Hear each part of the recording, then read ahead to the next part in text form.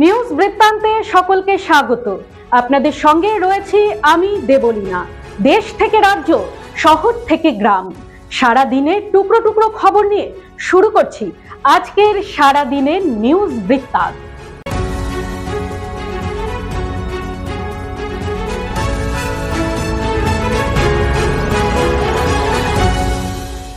সারাদিনের নিউজ বৃত্তান্ত নিবেদন করছেন পেন জুয়েলার্স, সোনা যা সর্বক্ষণের।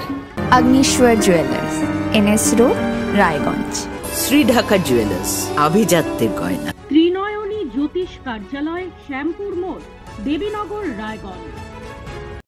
নেশামুক্ত সমাজ করতে Raiganj unity foundation, Rupahar, Raiganj. North বেঙ্গলের সেরা সুপার স্পেশালিটি হাসপাতাল জীবনরেখা। চেষ্টা নেশা মুক্তি কেন্দ্র, দেবীনগর, রায়গঞ্জ। আন্তর্জাতিক শিশু অধিকার সপ্তাহ পালিত হলো রায়গঞ্জে। শিশু অধিকার সপ্তাহে এক শিশুকে ঘরে ফেরার আনন্দ ফিরিয়ে দিল উত্তর দিনাজপুর জেলা শিশু সুরক্ষা ইউনিট। প্রায় 1 বছর আগে সীমান্ত পেরিয়ে ভারতে চলে আসে এক শিশু। পরে বিএসএফ এর হাতে ধরা পড়লে তার আশ্রয় হয় জেলার একটি হোমে। দীর্ঘ প্রক্রিয়ার পর প্রশাসনের উদ্যোগে অবশেষে তাকে নিজের দেশে ফেরানোর ব্যবস্থা করা হয়েছে। জানা গেছে বুধবার পেট্রাপোল ভারত বাংলাদেশ সীমান্ত দিয়ে শিশুটিকে তার দেশে ফেরানো হবে। আন্তর্জাতিক শিশু অধিকার সপ্তাহের এই বিশেষ দিনে উদ্যোগটির কথা জানান রায়গঞ্জের মহকুমা শাসক তন্ময় ব্যানার্জি। তিনি বলেন, একজন শিশুকে তার পরিবারের কাছে ফিরিয়ে দিতে পারা আমাদের জন্য বড় পাওনা। আন্তর্জাতিক শিশু অধিকার সপ্তাহে এমন উদ্যোগ নিতে পেরে আমরা আনন্দিত। এসআইআর এর ফর্ম বিতরণ শেষ হলেও পূরণ হওয়া ফর্ম এখনো সেইভাবে জমা পড়ছে না। দ্রুত ফর্মের দায়িত্বে থাকা বিএলওদের কাছে জমা দেওয়ার আবেদন জানানোর পাশাপাশি কাজে গতি আনতে সর্বদলীয় বৈঠক করলেন হেমতাবাদের বিডিও। মঙ্গলবার দুপুরে বিডিও বিশ্বজিৎ দত্তর অফিসে এই বৈঠক অনুষ্ঠিত হয়। দ্রুত ফর্ম জমা দেওয়ার আবেদন জানানোর পাশাপাশি ফর্ম পূরণ করতে প্রশাসনের তরফে সহযোগিতার কথা বলা হয়। মর্মান্তিক পথ দুর্ঘটনায় মৃত্যু হলো এক বৃহন্নলার। ঘটনাটি ঘটেছে উত্তর দিনাজপুরের ডালখোলা এলাকায়। জানা গিয়েছে ওই মৃত বৃহন্নলার নাম চন্দনা রায়। মঙ্গলবার ডালখোলার সূর্যাপুর টোলের কাছে শিলিগুড়িগামী একটি বাসের ধাক্কায় মৃত্যু হয় চন্দনা রায়ের। ঘটনার পর এলাকায় ছড়িয়ে পড়ে চাঞ্চল্য। পুলিশ মৃতদেহ উদ্ধার করে রায়গঞ্জ মেডিকেলে পাঠিয়েছে ময়না তদন্তের জন্য। ঘাতক বাসটিকে খুঁজে তল্লাশি চালাচ্ছে পুলিশ। প্রতিদিনের প্রতি মুহূর্তের খবরের আপডেট পেতে চোখ রাখুন নিউজ বৃত্তান্তের ফেসবুক পেজে। সাবস্ক্রাইব করুন নিউজ বৃত্তান্ত ইউটিউব চ্যানেলকে।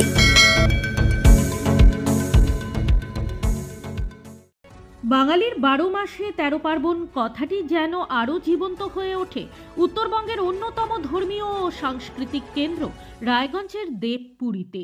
নবান্নের আগের দিন অনুষ্ঠিত কার্তিক পুজোর আবহে ভালা পোড়ানো এখানে শুধু একটি আচার নয়, বরং অক্ষয় ঐতিহ্যের স্মারক। সেই আবহেই প্রচলিত চিরকালের গ্রাম বাংলার উচ্চারণ, ভালা আইয়ে বুড়া যা, মশা মাছির মুখ পোড়া যা। এই ভালা পোড়ানোর রীতি আজও নব উদ্যমে পালন করা হয় দেবপুরী প্রাঙ্গণে। কার্তিক পুজোর ইতিহাস সমৃদ্ধ। এতে রয়েছে পৌরাণিক কাহিনী এবং লোকাচারের মেলবন্ধন। পৌরাণিক মতে দেব সেনাপতি কার্তিক তারকাসুর বধ করে দেবলোককে অশুভ শক্তির হাত থেকে রক্ষা করেন। লোকবিশ্বাসে সন্তানের আকাঙ্ক্ষায় এই পুজোর বিশেষ মাহাত্ম্য রয়েছে। দেবপুরীর কর্ণধার অসীম অধিকারী জানান, বহু প্রাচীন এই ভালা পোড়ানোর রীতি এখনো যথাযথভাবেই পালন করা হয়। রায়গঞ্জের উদয়পুরের ঐতিহ্যশালী শান্তিময়ী আশ্রমে প্রতি বছরের মতো এবছরও কার্তিক ব্রত উপলক্ষে মহাপ্রভুর ভোগ ও ধর্মীয় অনুষ্ঠানকে কেন্দ্র করে উৎসবের আবহে ভরে উঠল সমগ্র এলাকা। দীর্ঘ 1975 সাল থেকে ধর্মীয় কর্মকাণ্ডের কেন্দ্রবিন্দু এই আশ্রমে সোমবার কার্তিক মাসের শেষ দিনে অনুষ্ঠিত হয় অধিবাস ও কীর্তন। আর মঙ্গলবার ভোর থেকেই ভক্তদের সমাগমে শুরু হয় ভোর কীর্তন। তারপরে অনুষ্ঠিত হয় মহাপ্রসাদ বিতরণ। মঙ্গলবার সকাল থেকেই কীর্তনের ধ্বনিতে মুখরিত হয়ে ওঠে আশ্রম প্রাঙ্গণ। রায়গঞ্জ শহরের বিভিন্ন এলাকা থেকে ভক্তরা যেমন যোগ দেন, তেমনি অংশ নেন উদয়পুরের স্থানীয় বাসিন্দারা। ভক্তদের ঢল নেমেছিল ভোর থেকেই। কয়েক হাজার ভক্ত মহাপ্রভুর ভোগ গ্রহণ করেন।